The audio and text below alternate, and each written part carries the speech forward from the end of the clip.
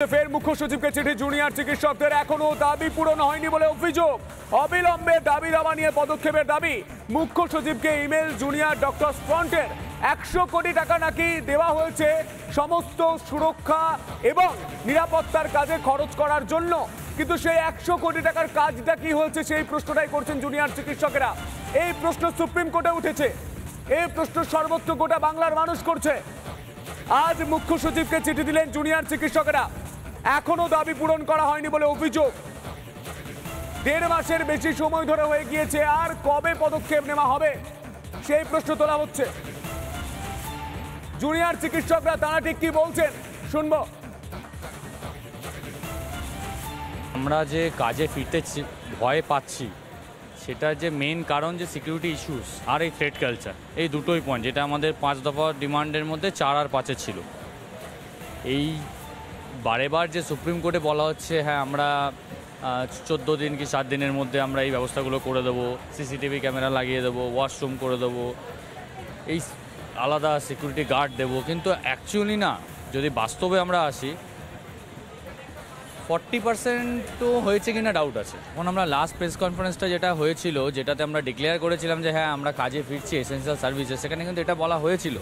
এমনকি আমরা সিজিও কমপ্লেক্সেও যখন গেছিলাম সেখানেও যে প্রেস বাইট দেওয়া হয়েছিল সেখানেও বলা হয়েছিল যে যদি এই সময়সীমার মধ্যে কাজগুলো না হয় তাহলে আমরা আবার ভাববো যে আরও কঠিনভাবে আরও তীব্রভাবে আমরা এই সিজ ওয়ার্ক আবার আমরা চালু করতে পারি। একটা জিনিস খুব স্পষ্ট করে দেওয়া দরকার, যেটা সুপ্রিম কোর্ট বা পশ্চিমবঙ্গের বাইরের যে কোনো রাজ্য যে জিনিসটা বুঝতে পারবে না, এই থ্রেট কালচার আমাদের 5 নম্বর পয়েন্টটা সেফটি সিকিউরিটি ইস্যু, তাও মেনে নেওয়া যায় যে হ্যাঁ 2 দিন টাইম লাগবে, আমাদের সময় দিন, সেটাকে মানতে পারা যায়।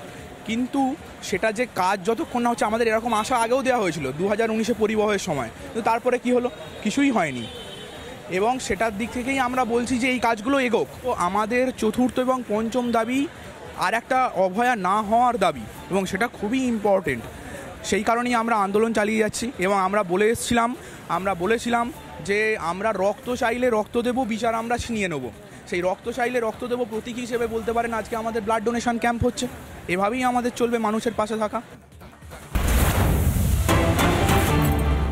যে খবরে নজর রাখতে হচ্ছে, অনুব্রত বীরভূমে ফিরতে ইঙ্গিতপূর্ণ কাজল শেখ নাম না করে কাটমানিখোঁচা জেলা পরিষদের সভাধিপতির। আমি পঞ্চায়েতের টাকার ভাগ নিতে আসিনি, আমি লোকের জায়গা দখল করতে আসিনি, আমি সব খেলা খেলতে জানি। অর্থাৎ টাকার ভাগ নিতে কে এসেছিল, জায়গা দখল করতে কে এসেছিল, এটা এখন সব থেকে বড় প্রশ্ন।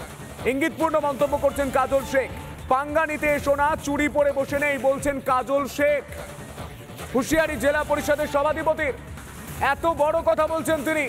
কি বলছেন কাজল শেখ আপনাদের শোনাবো, শুনুন। আমি পঞ্চায়েতে 5% খেতে আসিনি, আমি নদীর বাড়িগুলো 5 আসিনি, নিজের জায়গা জোর করে দখল করতে আসিনি, আমি যে মানুষের জায়গা জোর করে দখল করেছে সেগুলোকে ফিরিয়ে দেওয়ার জন্য এসেছি। এটাই আমাকে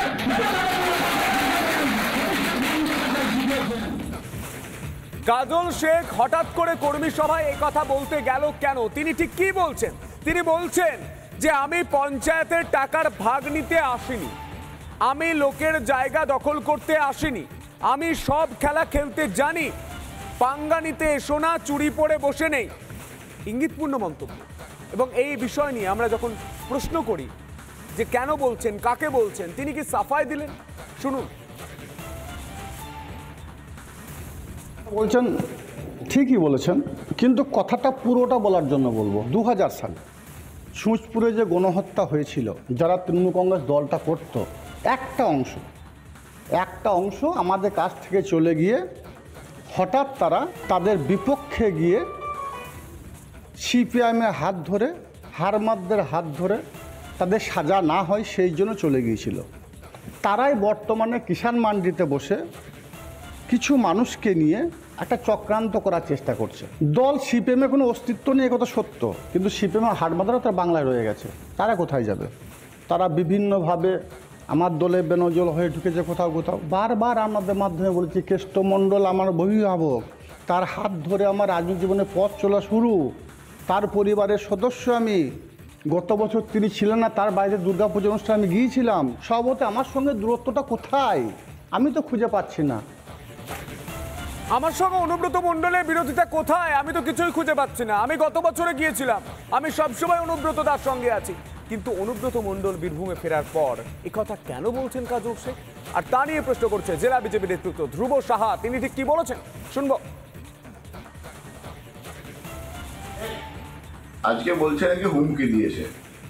কাজল শেখ হুমকি দিবে না তো কে হুমকি দিবে? কাজল শেখ হুমকি দিবে দাদার বাড়িতে দেখা করতে যাবে না ঢাক বাজিয়ে চরাম চরাম ঢাক বাজাবে না বোমা ফাটাবে, সেটা কাজল শেখকে গিয়ে আপনাদেরকে জিজ্ঞেস করতে হবে। আমরা এটা জানি যে তৃণমূল কংগ্রেসের যে গোষ্ঠীবাজি, যে লবিবাজি, কাজল শেখ যতদিন থাকবে, কেষ্টমণ্ডল যতদিন থাকবে ততদিন চলবে। আরও একটা নতুনভাবে গোষ্ঠী হলো মন্ত্রীকে আর বিধায়ককে কেষ্টবাবু তার অফিসে ঢুকতে দেয়নি। আমরা বীরভূমের মানুষ, যিনি বলেছিলেন যে খেলা হবে, সেই খেলা আমরা দেখছি আর খেলাটা অনুভব করছি, আনন্দ নিচ্ছি। আর এই বিষয় নিয়ে আমরা কথা বলেছিলাম পরিষদীয় মন্ত্রী শোভনদেব চট্টোপাধ্যায়ের সঙ্গে। তিনি ঠিক কি বলছেন শুনবো। বলেছে এগুলো যার বক্তব্য বলেছে, আমি এ নিয়ে কোনো মন্তব্য করতে চাই না। তবে আমি রাজনৈতিক একজন ব্যক্তি হিসেবে বলি যে আমাদের সব কথার মধ্যেই একটা শালীনতা থাকা দরকার। আমি কখনো এমন কথা বলিনি আমার দীর্ঘ 63 বছরের রাজনৈতিক জীবন, এমন কোনো কথা বলি না যা মানুষকে আঘাত করতে পারে বা যে কথাটা মানুষ অ্যাকসেপ্ট করে না সেই কথাটা বলি না। আমি এইটুকু বলতে পারি যে মানুষের প্রত্যেকেরই যে কোনো রাজনৈতিক দলের যে কোনো মানুষই হোক না কেন তার সংযত হয়ে কথা বলা উচিত এবং তার এফেক্ট কী হচ্ছে মানুষের মনের মধ্যে। আমি খালি একটা লোকের জন্য বলছি তা তো না, আমার কথা তো সব লোক শুনছে। আমার কথা শুনে যাতে করে সব লোকের মনের মধ্যে এই প্রতিক্রিয়া না হয় যে শোভনবাবু এতদিনের লোক, সে বাজে কথা বলছে তার মধ্যে, আমি মনে করি না সেটা ঠিক। কেষ্ট কাজল সাক্ষাৎ কবে? বাড়ি ফেরার পরেও দেখা হয়নি। ভাষা কর্মসূচি নিয়ে ব্যস্ত কাজল শেখ। দাবি বীরভূমের জেলা পরিষদের সভাধিপতি। আগামী দুদিনে হয়তো সাক্ষাৎ হবে না, ব্যস্ততায় সাফাই কাজল শেখের। কেষ্টর মুখোমুখি হতে চান না কাজল।